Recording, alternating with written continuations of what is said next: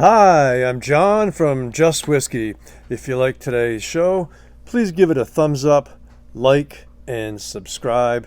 Speaking of subscribers, thanks so much for all the new subscribers coming on board. Ever since I did my Whiskey of the Year show, daily there's been more and more subscribers coming on. So thanks for the support, and it's very encouraging. And remember, it's just whiskey, folks. But today, it's not going to be just whiskey. Today, I'm not going to be drinking any whiskey because I am just getting over COVID. It's not fun. Seems like it's a rite of passage these days. Basically, your first 2 or 3 days, very cold. You just can't it's very challenging to maintain your body heat, and extremely fatigued, sore throat, achy throat, flu-like symptoms, but I am on the mend, but I really have been laying off the whiskey pretty much, maybe a little teeny sip at night to try to help me sleep. But anyway, so today we're just gonna call this odds and sods. We're gonna be talking about gassing, whether to gas or not, in my opinion, a book, and an upcoming review. All right, in no particular order, the book. This is a book that was published in April of 2021, and it's released in collaboration with the Whisky Exchange and a former employee at Diageo named Nicholas Morgan. And this book is called Everything Everything You Need to Know About Whiskey, But Are Too Afraid to Ask. That's one long title. I finished reading the book. I really enjoyed it. It's a very contemporary, relevant look at the business of whiskey in current times. But he also goes into the in-depth about barley and malt and fermentation and casks and milling and mashing and single grains and malts and the difference between all those, and then who owns who, and so it's not a book that's going to be highlighting and advertising whiskey brands, but he is very, very knowledgeable. So yeah, it's a very contemporary book. He has a very authoritative tone. He's very convincing. It's very sobering insight into the business of whiskey making and marketing. And he also, I don't want to say discredits terroir, but he puts terroir into his realistic perspective. We'll leave it at that. And he also, a lot of us whiskey nerds and enthusiasts, we really like to think, of our brands, integrity brands, but most of them are owned by other big companies, or there's certainly shareholders involved and investors involved. So, even something like Torevig, they have a lot of money behind them, and there's expectations for profit, obviously, But yeah, with very few exceptions, like Daffmill, Springbank, and I believe Glenfarclas, there's a few others, but most have or have backing or are owned by other people. And he really, he says, nobody gets into the whiskey business without wanting to make money. Of course, to make money, you need to make quality, so that goes hand in hand.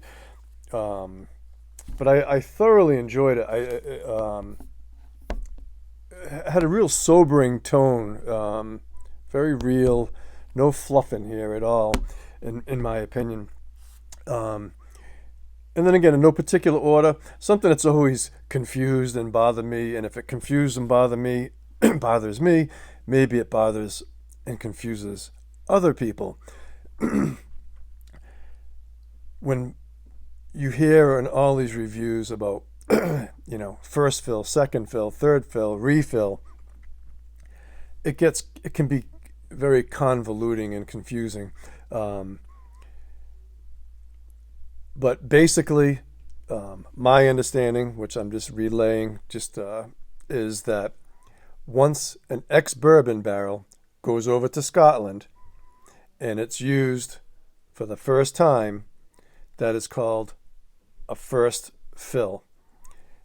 Every subsequent use by a Scotch distiller to mature, their spirit would be, if it's, second fill or third fill, those are all refill. But in my opinion, it's confusing because if it was used once in America and then they send it over to Scotland, even though Scotland puts their distillate in there to mature for the very first time, it's referred to as first fill, but technically it's a refill, right? So if anybody wants to shed more light on that, feel free to. But I hope I confused you some more. Before we get into gassing, just common sense, right? Something we all do. You might have 2 or 3 samples, 2 or 3 drams in a night, and what I do, or I'm starting to do, is instead of leaving them on the counter to dry out, and it is cool to smell them next day or an hour later to get the remnants of it. That is kind of cool. But it's also important to stay hydrated, folks, when you're drinking drams. So when you finish a dram, even if you're going to use a brand new glass to fill up something else, fill it up with, I keep a jug of Brita water next to the kitchen sink. And so when I finish a dram, I have to rinse out the glass anyway to clean it. So I'll rinse it with water and I'll drink that water, just guzzle it right down, and then I'll get ready for my next dram, So you're cleaning the glass a little bit and you're staying hydrated. Again, this is just common sense stuff. I'm just tossing it out there. Another thing too that goes hand in hand about gassing is that I wish more distilleries, especially high in demand ones like Springbank, we're stuck on this either in Europe 700 milliliters or in America 750 milliliters. And in a lot of cases, and from my experience, that's just too much to drink just for me, especially when I want to open up many bottles. Before I started this channel, I wouldn't have any more than 2, 3, 4, maybe 5 open tops, and I would kill all those bottles before I would open up the 6th one, that kind of a thing. But now, running this channel, I have 30, 40, 50 open bottles, and it's a lot. Anyway, I just wish more people would, more distilleries would go for the 375 milliliter. And you know what? Charge a little bit more premium for it, for the price, a little more than half what it would cost for a full-size bottle. And then, of course, these are the 200 milliliter bottles, which you can sometimes find that have samples in.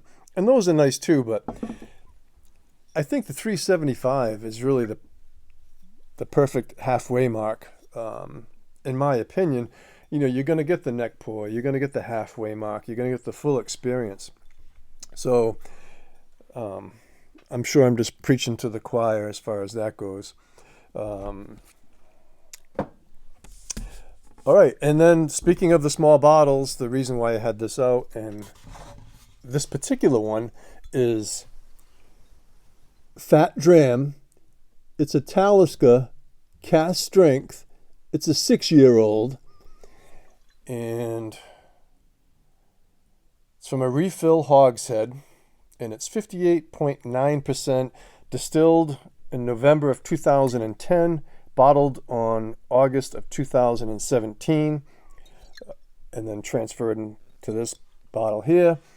And so one of my upcoming reviews is going to be re-reviewing the Talisker 8 new 2021 special Diageo release, compared to the Fat Dram. And another reason too why I'm not even drinking anything is because the last few days I definitely have my full smell and taste. But prior to COVID, getting COVID, I, like Phil of what the hell's the name of his show? Whiskey Mystery. He says he's challenged to find that and sense that saltiness in a spirit, in a dram, and I have too. You know, when people always said, "Oh, briny and salty," I was always challenged to find that until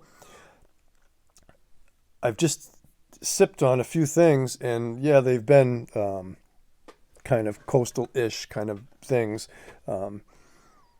but the brininess and the saltiness overwhelmed my palate, which it never had prior to COVID. So I just want to kind of give my palate a little bit of a break there. All right, so this is just my opinion on gassing. If you choose to do it, which I do recommend, you can buy these on Amazon for about $10 each.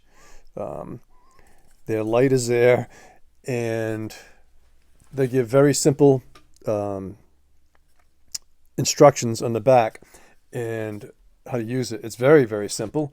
And what they say here is it protects the freshness and flavor of wine, port, sherry, cognac, scotch, bourbon, tequila, and sake, as well as olive oils, herbs, spices, fine vinegars, for days, weeks, months, and years.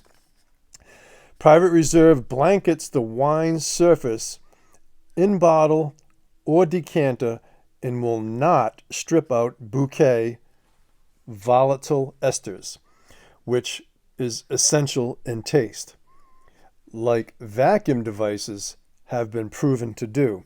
So I have never used a vacuum device, but they're alluding to that it does change the composition or the experience of what you're trying to do. But and it also says too, you know, it's pure nitrogen and carbon dioxide and argon. It's inert and harmless gas in our atmosphere used to produce and bottle wine. And it says here that you get about 120 plus full uses out of this. It does last a long time. So what I recommend is, you know, if you have cast strength stuff, you don't have to be too concerned. But once the bottle gets below halfway, for sake of argument, let's exclude, you know, cast strengths, then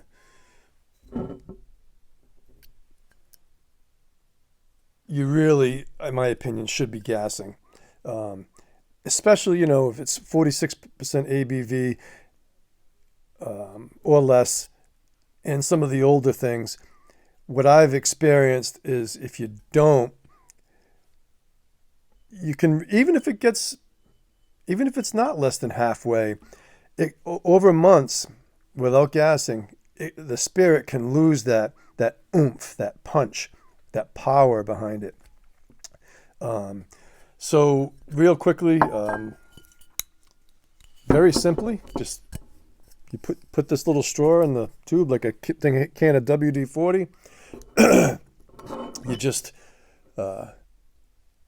open the cork. Don't, you can take it off, I guess, but they basically want you to put the stem inside there with the cork just loosely fitted on, and you just one, like a half a second, and then so one long blast and 3 short ones. Pull it out, seal the cork, and you're done. This bottle didn't make a lot of noise, so it's probably almost empty. I do have some more ordered coming on the way. And you know what? If you don't do it perfect, in my opinion, you're at least helping preserve and maintain what you want, especially if you're opening up multiple bottles. Again, if you were like me, and you only open 2, 3, 4, 5, and then when they're gone, you crack another one. You're probably going to be fine without gassing. If you consume it within the bottle within a year, you really haven't too much to worry about. But when you get below 46%, 43%, especially 40%, they can lose their robustness and they can go flat. So that's it. I've already made this probably too long, but I wish everyone the best of health and happiness in 2022. And again, thanks for all the subscribers. Like this, thumbs up, and consider becoming a Patreon with the link in the description below. And remember, it's just whiskey, folks. So hats off to you all, and take care.